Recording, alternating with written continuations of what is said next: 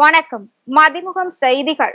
இன்றைய முக்கிய நிகழ்வுகளை பார்ப்பதற்கு முன்பாக தலைப்பு செய்திகளை பார்க்கலாம். நாடு முழுவதும் புனரமைக்கப்பட்ட 103 ரயில் நிலையங்கள் காணொலி மூலம் திறந்து வைத்தார் பிரதமர் மோடி. டாஸ்மாக் முறைகேடு புகார் தொடர்பான அமலாக்கத்துறை விசாரணைக்கு தடை, உச்சநீதிமன்றம் அதிரடி உத்தரவு. நகை கடனுக்கு புதிய கட்டுப்பாடுகள் விதித்த ரிசர்வ் வங்கி, சாமானியர்களின் தலையில் இடியை இறக்கியுள்ளதாக அமைச்சர் தங்கம் தென்னரசு கண்டனம். மே மாதத்தில் மட்டும் 182 பேருக்கு கொரோனா தொற்று உறுதி, கேரள சுகாதாரத்துறை அமைச்சர் வீணா ஜார்ஜ் தகவல். அரபிக்கடலில் உருவானது குறைந்த காற்றழுத்த தாழ்வு பகுதி, தமிழகத்தில் 27ஆம் தேதி வரை மழைக்கு வாய்ப்பு. நாடு முழுவதும் புனரமைக்கப்பட்ட 103 ரயில் நிலையங்களை பிரதமர் மோடி திறந்து வைத்தார்.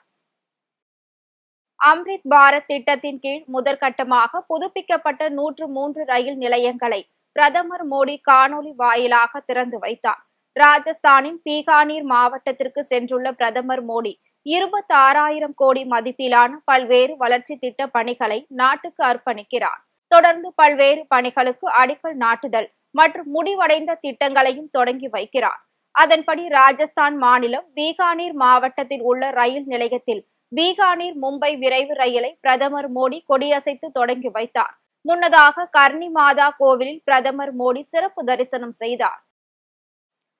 டாஸ்மாக் முறைகேடு புகார் தொடர்பான அமலாக்கத்துறை விசாரணைக்கு தடை விதித்து உச்சநீதிமன்றம் உத்தரவிட்டுள்ளது.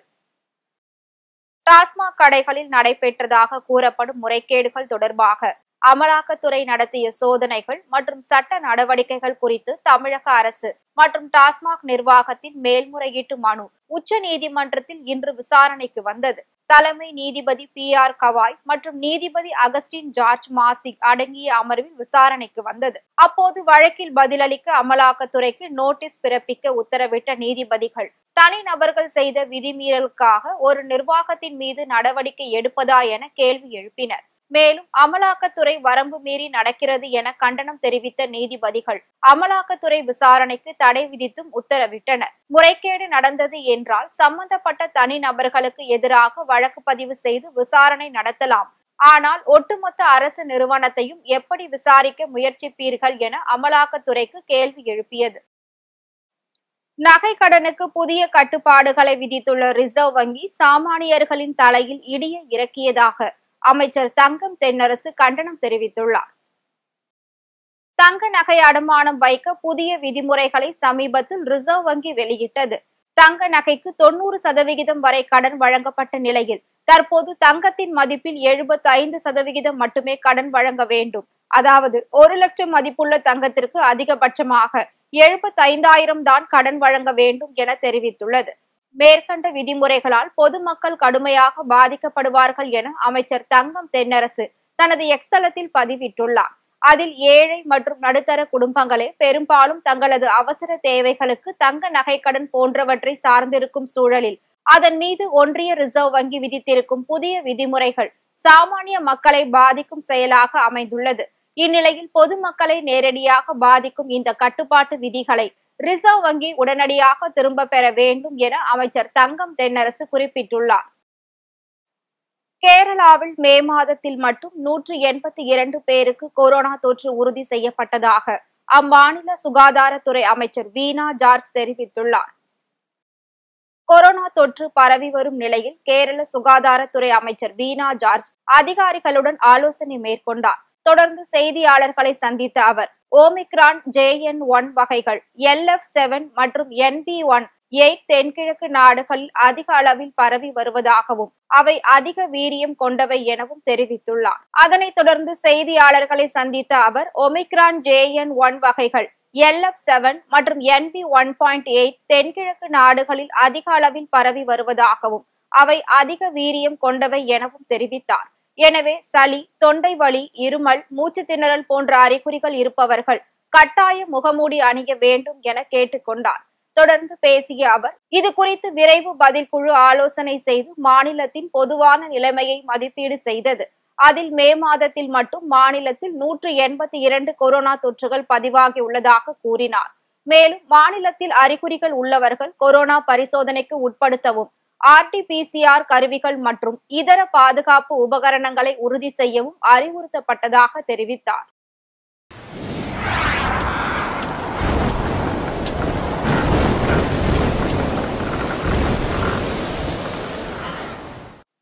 மத்திய கிழக்கு அரபிக்கடலில் குறைந்த காற்றழுத்த தாழ்வு பகுதி உருவாகியுள்ளது.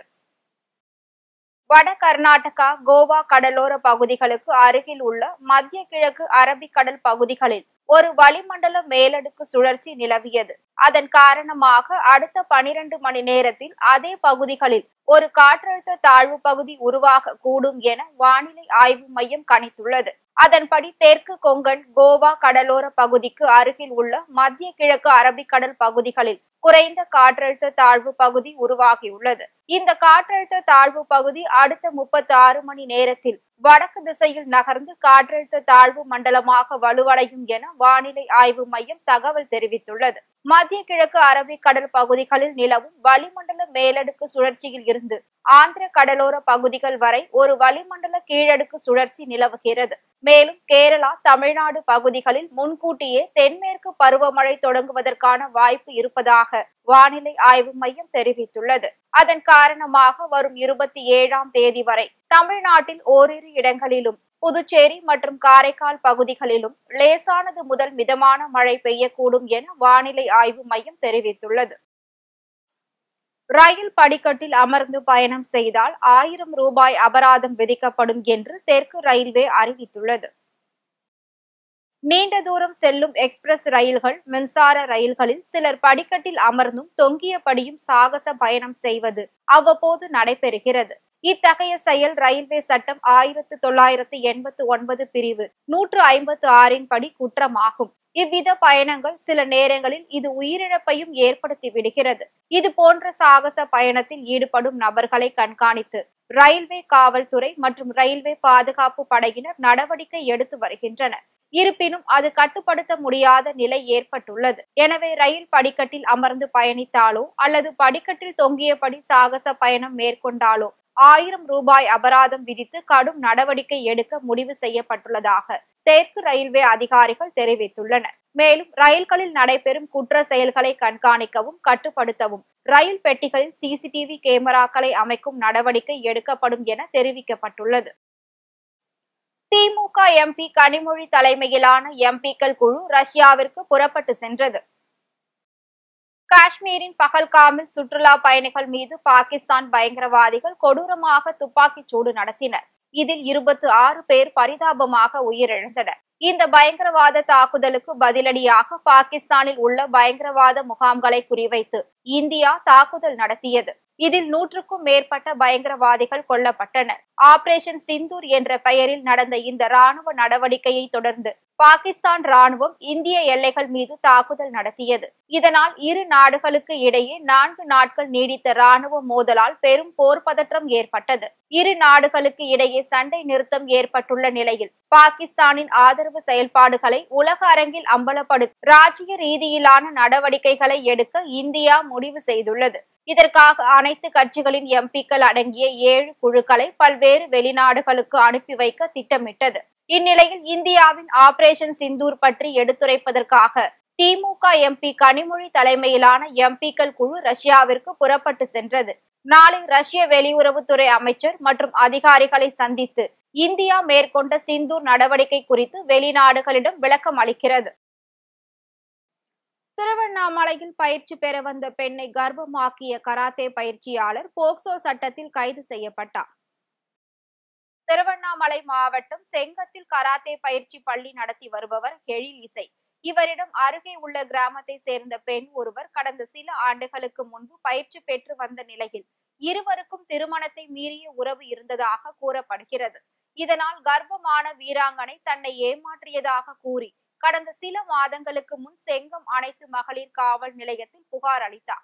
இதனை கராத்தே பயிற்சியாளர் மறுத்து வந்த நிலையில் காவல்துறையினர் பாதிக்கப்பட்ட பெண்ணின் உடலில் இருந்து எடுக்கப்பட்ட கருமுட்டை மற்றும் பயிற்சியாளரின் DNA மாதிரியை மருத்துவ பரிசோதனைக்கு அனுப்பி வைத்தனர். இந்த பரிசோதனையில் பெண்ணின் கர்ப்பத்திற்கு கராத்தே பயிற்சியாளர் எழிலிசைதான் காரணம் என்பது உறுதியானது. இதனை அடுத்து செங்கம் அனைத்து மகளிர் காவல் நிலையத்தில் பயிற்சியாளர் மீது போக்சோ வழக்கு பதிவு செய்யப்பட்டு அவரை கைது செய்து நீதிமன்றத்தில் ஆஜர்படுத்தி சிறையில் அடைத்தனர். திருவண்ணாமலை மாவட்டம் தென்பெண்ணை ஆற்றில் நீர்வரத்து அதிகரிப்பு காரணமாக கரையோர மக்களுக்கு வெள்ள அபாய எச்சரிக்கை விடுக்கப்பட்டுள்ளது. திருவண்ணாமலையில் நீர்பிடிப்பு பகுதிகளில் தொடர் கனமழை மற்றும் கிருஷ்ணகிரி மாவட்டத்தில் உள்ள கேஆர்பி அணையில் இருந்து நீர் திறந்துவிடப்பட்டதாலும் சாத்தனூர் அணைக்கு நீர்வரத்து அதிகரித்துள்ளது. சாத்தனூர் அணைக்கு கடந்த 24 மணி நேரத்தில் அதிகபட்சமாக 5000 முதல் குறைந்தபட்சம் 4000 கன அடி நீர்வரத்து வருவதால் அணையின் பாதுகாப்பு கருதி உபரி நீர் வெளியேற்றப்படுகிறது. அதன் காரணமாக தென்பெண்ணை ஆற்று கரையோர மக்களுக்கு மாவட்ட நிர்வாகம் சார்பில் வெள்ள அபாய எச்சரிக்கை விடுக்கப்பட்டுள்ளது. அதேபோல் வேலூர் மாவட்டம் ஜவ்வாது மலைத்தொடர் பகுதியில் தொடர் மழை பெய்து வருவதால் நாகநதியின் இரு கரைகளிலும் வெள்ளப்பெருக்கு ஏற்பட்டுள்ளது. இதனால் கீழரசம்பட்டு, கண்ணமங்கலம் உள்ளிட்ட கரையோர மக்கள் ஆற்றை கடக்கக்கூடாது என எச்சரிக்கை விடுக்கப்பட்டுள்ளது.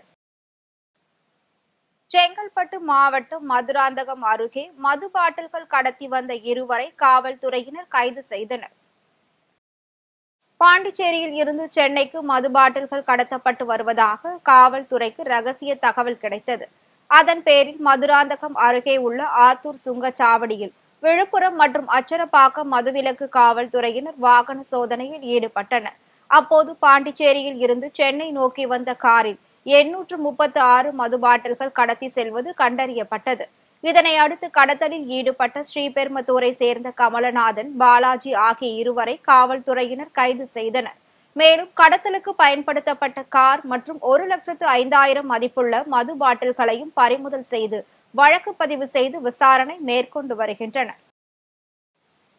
கோவை மேற்கு மண்டல காவல்துறை தலைவர் அலுவலகத்தில் நிலத்தை மீட்டு தர கோரி முதியவர் கண்ணீர் மல்க மனு அளித்த சம்பவம் பரபரப்பை ஏற்படுத்தியது. கரூர் மாவட்டத்தை சேர்ந்த ராமலிங்க சொக்கவேல் என்ற முதியவர் பாக பிரிவினை தொடர்பாக காங்கயம் மாவட்ட உரிமையியல் நீதிமன்றத்தில் வழக்கு தாக்கல் செய்துள்ளார். இந்த வழக்கு தொடர்பாக ஆலோசனை பெற வேண்டி வெள்ளக்கோவில் பகுதியில் உள்ள வழக்கறிஞர் முருகேசன் என்பவரை சந்தித்த போது மேற்படி வழக்கு சொத்துக்களை தனது பெயரில் எழுதி கொடுக்குமாறும், அவ்வாறு எழுதி கொடுத்தால் வழக்கினை தானே முன்னின்று நடத்தி தள்ளுபடி செய்து கொடுப்பதாகவும் கூறியுள்ளார். இதனை நம்பிய முதியவர் கடந்த 2010ஆம் ஆண்டு வழக்கறிஞர் முருகேசனிடம் எவ்வித தொகையும் பெற்றுக் கொள்ளாமல் சுமார் 40 ஏக்கர் சொத்துக்களை அவரின் பெயருக்கு கிரயம் செய்துள்ளார். இந்த வழக்கு முடிந்த நிலையில் தன்னுடைய சொத்துக்களை திருப்பி தராமல் மிரட்டுவதாக கோவை மேற்கு மண்டல காவல்துறை தலைவரை சந்தித்து மனு அளித்துள்ளார். இது குறித்து உரிய நடவடிக்கை எடுத்து தனது சொத்துக்களை திரும்ப பெற்று தர வேண்டும் என்றும் அவர் கேட்டுக்கொண்டார். 2005 மகன் மேல கேஸ் போடுறாங்க. அந்த கேஸுக்கு மேலேயே எங்க அக்கா மேல 2 பேருக்கு மேலே கேஸ் போடுறாங்க. அது கேஸ் நடத்திக்கிட்டு இருக்கிறோம். 2010 முருகேசுங்கிற வக்கீல்கிட்ட போறேன் ஆலோசனை போனதே அவர் என்ன பண்றாரு, இந்த மாதிரி நான் பார்த்துக்கிறேன் அப்படின்னு சொல்லி 40 ஏக்கரா என் மேலே எழுதி வச்சு அப்படிங்கிறாரு. நான் தெரியாதனமா எழுதி வச்சிடறேன். வச்சுட்டு அப்புறம் இது பண்ணுறேன் அதை பண்ணுறோம்னு சொல்லிட்டு வெறும் பாண்டியிடம் எழுதி வாங்கிட்டாரு. அந்த பாண்டை ரமேஷுங்கிற பேரில் வச்சு இந்த 40 ஏக்கரா எழுதி வாங்கி வச்சிடலாமே அங்கே கரூர் மாவட்டத்தில் இருக்குது. அந்த 40 இடங்களை ஜப்தி பண்ணி வச்சிருக்காரு. அதில் அவருக்கு இப்போ கொலை மிரட்டல் வேறு இருக்காரு. நான் சோத்து கூட வழியில் அவருக்கு கூப்பிடி வாங்கி சாப்பிடணும்னு சொல்லியிருக்கேன். 40 ஏக்கரோட மதிப்பு எவ்வளோங்க? இந்த முருகேசுங்கிற எங்கே போய் பார்த்தீங்க? 40 ஏக்கரோட மதிப்பு நீ கேட்குற 30 லட்ச ரூபாய்க்கு பல கோடி ரூபா மதிப்பு ஆகுது. 40 ஏக்கரா அதை வச்சுக்கிட்டு தான் இவனை ஏமாற்றணும் அப்படிங்கிற கண்டிஷனில் இது பண்ணுறாங்க. அதில் இந்த ரமேஷ்ங்கிற ஒருத்தர் வர சொல்லி இது பண்ணி அவன் மேலே அவன் முக்கிய கடங்காரன் இருக்கான். அவன் மேலே தப்பு பண்ணி ஒரு லேண்டை விற்கிறதுக்கு அவருக்கு கொடுங்க. அதில் அவருக்கு கொலை மிரட்டார். சென்னையில் ஆபரண தங்கத்தின் விலை சவரனுக்கு 360 ரூபாய் உயர்ந்து 71,800 ரூபாய்க்கு விற்பனை செய்யப்படுகிறது. சர்வதேச பொருளாதார நிலவரத்திற்கு ஏற்ப இந்தியாவில் தங்கத்தின் விலை அவ்வப்போது ஏற்ற இறக்கத்துடன் விற்பனையாகிறது. தொடர்ந்து படிப்படியாக உயர்ந்த தங்கம் விலை சமீபத்தில் 74,000 கடந்து வரலாற்றில் புதிய உச்சத்தை தொட்டது. தங்கம் விலை தொடர்ந்து ஏற்ற இறக்கத்தை சந்தித்து வரும் நிலையில் இன்று சென்னையில் ஆபரண தங்கத்தின் விலை அதிரடியாக உயர்ந்துள்ளது. அதன்படி ஆபரண தங்கத்தின் விலை கிராமிற்கு 45 ரூபாய் அதிகரித்து 8,975 ரூபாய்க்கும், சவரனுக்கு 360 ரூபாய் உயர்ந்து 71,800 ரூபாய்க்கும் விற்பனை செய்யப்படுகிறது. அதேபோல் வெள்ளியின் விலையும் கிராமிற்கு 1 ரூபாய் உயர்ந்து 1 கிராம் வெள்ளியின் விலை 112 ரூபாய்க்கும், 1 கிலோ வெள்ளியின் விலை 1,12,000 ரூபாய்க்கும் விற்பனை செய்யப்படுகிறது. ராணிப்பேட்டை மாவட்டம் சோளிங்கர் அருகே ஏரியில் மூழ்கி சிறுவன் உயிரிழந்த சம்பவம் பெரும் சோகத்தை ஏற்படுத்தியுள்ளது. சோளிங்கர் அடுத்த ஜம்புகுளம் கிராமத்தை சேர்ந்தவர் முத்து என்பவரின் மகன் நிரஞ்சன். இவர் 4ஆம் வகுப்பு படித்து வந்த நிலையில் கோடை விடுமுறை என்பதால் நீச்சல் பழக ஜம்புகுளம் ஏரிக்கு சென்றுள்ளார். அப்போது எதிர்பாராத விதமாக நீரில் மூழ்கியுள்ளார். இதனை கண்ட அப்பகுதியினர் நீரில் மூழ்கிய சிறுவனை மீட்டு சோளிங்கர் அரசு மருத்துவமனைக்கு கொண்டு சென்றனர். அங்கு சிறுவனை பரிசோதித்த மருத்துவர்கள் அவர் ஏற்கனவே இறந்துவிட்டதாக தெரிவித்தனர். நீச்சல் பழகுவதற்காக சென்ற சிறுவன் ஏரியில் மூழ்கி உயிரிழந்த சம்பவம் பெற்றோர்கள் மற்றும் அப்பகுதி மக்களை சோகத்தில் ஆழ்த்தியுள்ளது. சென்னை அருகே மழைநீர் வடிகால்வாயில் விழுந்த மாட்டை தீயணைப்பு துறையினர் மற்றும் இளைஞர்கள் போராடி மீட்டனர். சென்னையை அடுத்த சித்தாலப்பாக்கம் இந்திரா நகர் பேருந்து நிறுத்தம் அருகே வளர்ப்பு மாடு ஒன்று மழைநீர் கால்வாயில் தவறி விழுந்தது. இதை கண்டு அதிர்ச்சி அடைந்த மாட்டின் உரிமையாளர் தீயணைப்பு துறையினருக்கு தகவல் அளித்தார். சம்பவ இடத்திற்கு சென்ற தீயணைப்பு வீரர்கள் வெகு நேரமாக போராடி இளைஞர்களின் உதவியுடன் மாட்டை பத்திரமாக மீட்டனர். அமெரிக்காவில் 2 இஸ்ரேலிய தூதரக அதிகாரிகள் சுட்டுக் கொலை செய்யப்பட்ட சம்பவத்திற்கு ட்ரம்ப் கண்டனம் தெரிவித்துள்ளார். அமெரிக்காவின் வாஷிங்டன் டிசியில் உள்ள அருங்காட்சியகம் அருகே நடந்த துப்பாக்கிச் சூட்டில் 2 பேர் உயிரிழந்தனர். துப்பாக்கிச் சூட்டில் அதிகாரிகள் உயிரிழந்த சம்பவம் யூத எதிர்ப்பு பயங்கரவாதத்தின் மோசமான செயல் என்று இஸ்ரேலிய அதிகாரிகள் தெரிவித்துள்ளனர். இந்த சம்பவம் குறித்து அமெரிக்க அதிபர் டொனால்ட் ட்ரம்ப் வெளியிட்டுள்ள பதிவில், இது யூத விரோதத்தை அடிப்படையாக கொண்டது என்றும் வெறுப்புக்கும் பயங்கரவாதத்திற்கும் அமெரிக்காவில் இடமில்லை என கண்டனம் தெரிவித்துள்ளார். மேலும் பாதிக்கப்பட்டவர்களின் குடும்பங்களுக்கு இரங்கலை தெரிவித்துக் கொள்வதாகவும் ட்ரம்ப் பதிவிட்டுள்ளார். மீண்டும் தலைப்புச் செய்திகள். நாடு முழுவதும் புனரமைக்கப்பட்ட 103 ரயில் நிலையங்கள் காணொலி மூலம் திறந்து வைத்தார் பிரதமர் மோடி. டாஸ்மாக் முறைகேடு புகார் தொடர்பான அமலாக்கத்துறை விசாரணைக்கு தடை, உச்சநீதிமன்றம் அதிரடி உத்தரவு. நகை கடனுக்கு புதிய கட்டுப்பாடுகள் விதித்த ரிசர்வ் வங்கி, சாமானியர்களின் தலையில் இடியை இறக்கியுள்ளதாக அமைச்சர் தங்கம் தென்னரசு கண்டனம். மே மாதத்தில் மட்டும் 182 பேருக்கு கொரோனா தொற்று உறுதி, கேரள சுகாதாரத்துறை அமைச்சர் வீணா ஜார்ஜ் தகவல். அரபிக்கடலில் உருவானது குறைந்த காற்றழுத்த தாழ்வு பகுதி, தமிழகத்தில் 27ஆம் தேதி வரை மழைக்கு வாய்ப்பு. இத்துடன் செய்திகள் நிறைவடைந்தன. மீண்டும் செய்திகள் இரவு 8 மணிக்கு. மேலும் செய்திகளை தெரிந்து கொள்ள மதிமுகம் பிரைம் யூடியூப் தளத்தில் இணைந்திருங்கள்.